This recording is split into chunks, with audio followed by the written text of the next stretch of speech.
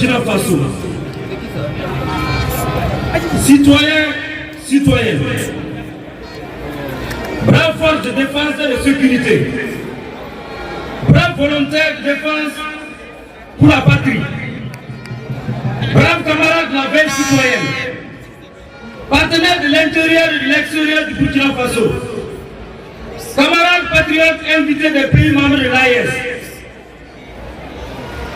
chers patriotes mobilisés aujourd'hui dans ce stade, en ce jour historique, permettez-nous de rendre un vibrant hommage à nos forces de défense et de sécurité et à nos volontaires pour la défense de la patrie, pour les efforts consentis dans la reconquête du territoire national et au vaillant peuple burkinabé pour sa résilience et son active participation dans cette traversée difficile pour notre pays.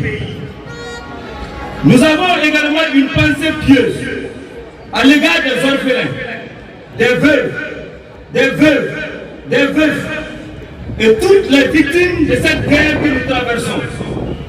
En répondant à cet appel, vous avez répondu à la poursuite de l'écriture de l'histoire de notre pays. En répondant à cette mobilisation, vous avez encore répondu à un tournant décisif de notre histoire centenaire. Vous avez répondu à la revendication d'une étoile qui rayonne depuis maintenant 18 mois. La transition du capitaine Ibrahim Traoré. Dans la marche difficile de notre peuple, sous les jours du terrorisme depuis près d'une décennie, l'histoire nous a fait chance en nous révélant dans les rangs de nos hommes un homme qui est pour nous ce qu'a été Fidel Castro pour Cuba, un patriote qui est pour nous ce qu'a été Mao Zedong pour la Chine, un libérateur.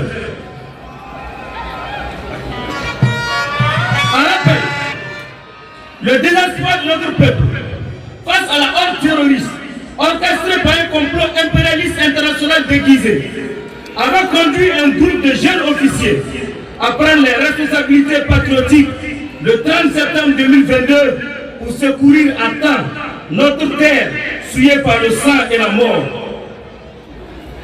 Séduit par la fibre patriotique des premières heures et pour refouler la clientèle des politiciens opportunistes sans foi ni loi, le peuple avait accordé son entière confiance à l'unanimité au capitaine Ibrahim Traoré lors des assises nationales du 14 au 15 octobre 2022.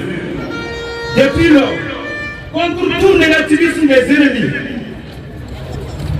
internes et externes du peuple, contre tous les oiseaux de mauvaise augure, contre toute tentative obscurantique de déstabilisation et contre toutes les sanctions et mesures répressives impérialistes, nous avons reçu à traverser toute cette période. Aujourd'hui, notre pays est debout. Au-delà de toute spéculation, loin de tous les discours tendacieux visant à salir l'image de la dynamique actuelle du peuple, nous avons le devoir de reconnaître fièrement les acquis de cette transition. Sans devoir énumérer au détail les énormes avancées et acquis dont cette transition en a été l'œuvre, nous rappelons essentiellement ce qu'en fut les grandes lignes. De la reconquête du territoire national, à travers les opérations sur le terrain, la refondation profonde de notre société, le bilan déjà fourni au peuple est énorme. Ainsi donc, sur le plan sécuritaire, c'est le lieu de reconnaître que notre armée n'avait jamais été aussi occupée comme elle est présentement.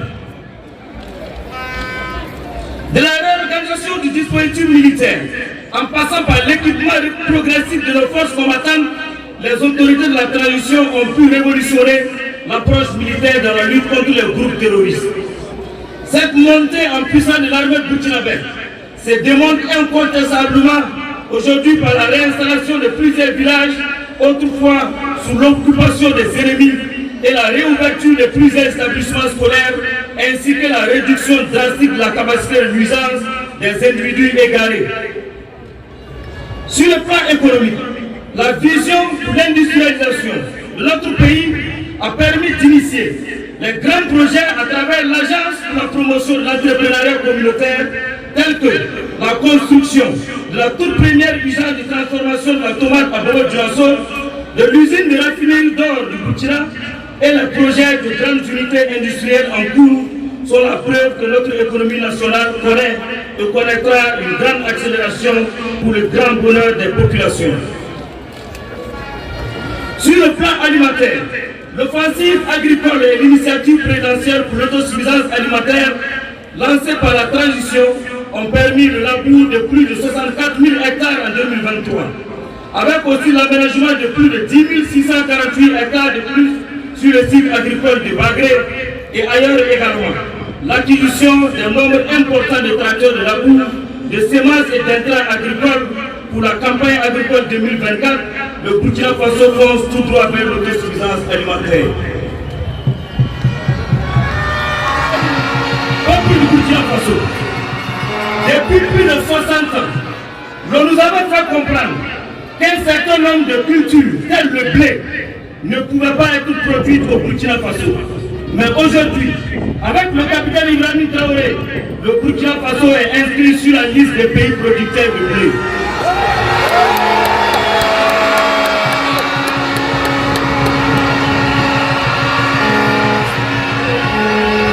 Sur le plan diplomatique, notre pays en toute souveraineté a fait le choix stratégique de renforcer ses relations politiques, économiques et militaires avec certaines puissances ainsi qu'avec certains de ses voisins, à savoir le Mali et le Niger.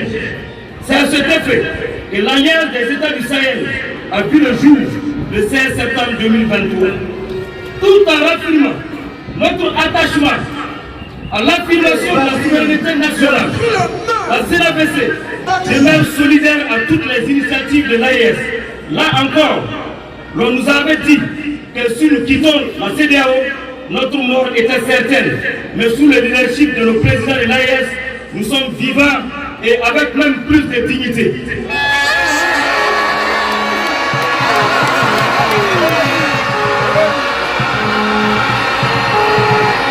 Au-delà de tout cela, la lutte contre la corruption, la prise de mesures visant à faciliter l'accès sanitaire aux citoyens, la fluidité de l'activité administrative sont autant de prouesses acquises tout au long de ces 18 mois.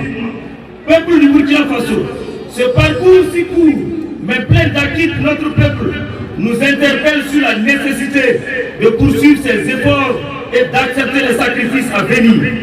Toutefois, pour continuer cette marche triomphale, toutes les couches de notre société sans exception, sans distinction aucune, sont appelées à décider dans un futur proche du destin de notre pays qui n'est rien d'autre que la prolongation pure et simple de cette transition qui est celle du peuple couronné par le digne fils du pays, le capitaine Ibrahim Traoré.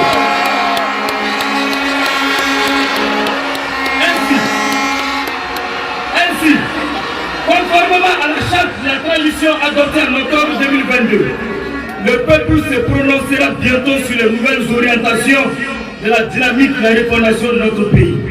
C'est pourquoi nous lançons un appel solennel et historique à tous les Burkinabés d'ici et de la diaspora, à tous les partenaires du Burkina, à tous les peuples amis du peuple burkinabé, à œuvrer dans l'accompagnement de cette volonté du peuple qui demeure la même, celle de toujours porter le capitaine Ibrahim Traoré comme leader incontestable pour la reconquête de notre territoire et la refondation totale de notre nation.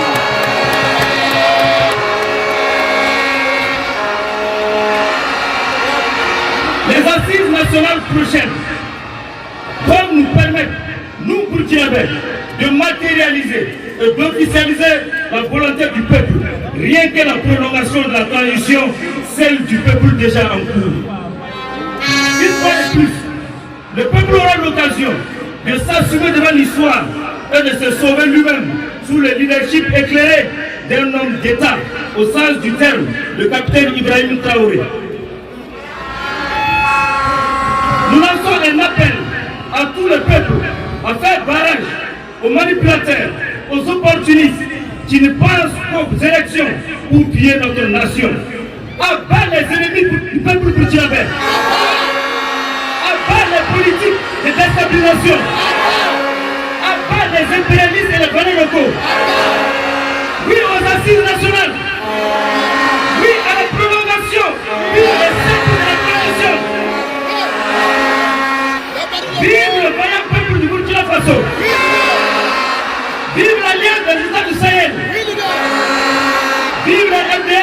paix.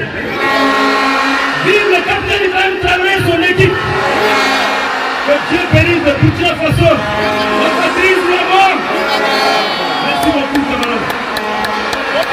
Merci à tous.